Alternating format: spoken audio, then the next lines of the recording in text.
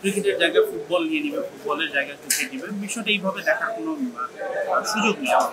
সাফল্য যখনই আসবে সবাই সাফল্যের পিছনে ছুটবে। যখন একজন সমালোচনা করে কেউ যে ও পারতেছে না, তার বলে সে খেলা দেখেই কিন্তু যদি বাংলাদেশ সিরিজটা না জিততো হয়তো আজকে আপনি এই ভিড়টা দেখতে পারতেন না। বিষয়টা আমি অন্তত সেভাবে দেখি না। আর বাংলাদেশ দল ওয়ানডে সিরিজ হেরে যখন 3জন ক্রিকেটার ফিরেছিল সেই জন্য আমি এসেছিলাম।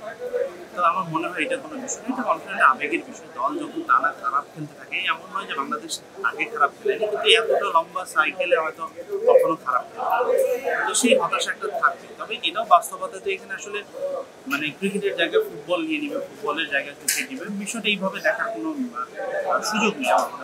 ক্রিকেটের জায়গায় ভালো করলে ভালো করবে, খারাপ করলে ফুটবলের জায়গায় ফুটবল।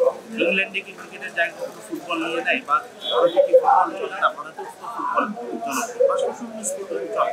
তো দেশের যে কোনো স্পোর্টিং ইভেন্টে যখন ভালো করবে সেটা আমাদের সবার জন্যই ভালো। এবং একটা জিনিস মাথায় রাখবে যে এই দর্শকরা এসব কথা বলে ক্রিকেট চলে না, তারা হয়তো খারাপ লাগা ও কষ্টটা থেকেই বলে। কিন্তু সেই দর্শকরাই কিন্তু দেখবেন যে আপনি যদি বিভিন্ন অ্যাপে এখন খেলা দেখা যায়, সোশ্যাল প্ল্যাটফর্মে দেখা যায়, কেউ কিন্তু খেলাটা মিক্স করে না।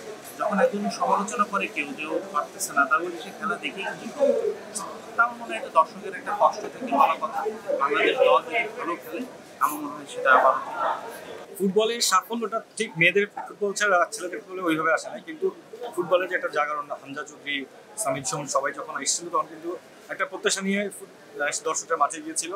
সেই প্রত্যাশার কিছুটা হলেও তারা একটা ফল পেয়েছে, যে কারণে ফুটবলের দিকে ঝুঁকেছে। ঠিক ওই সময়টা কিন্তু বাংলাদেশের পারফরমেন্সটা ডাউন ছিল। যেহেতু এখন বাংলাদেশের পারফরমেন্সরা যদি বাংলাদেশ সিরিজটা না জিততো হয়তো আজকে আপনি এই ভিড়টা দেখতে পারতেন না, ভিড়টা অনেক কমই হতো। সো একদম মূল কথা হলো সাফল্য যেদিকে আসবে দর্শকরা সেদিকে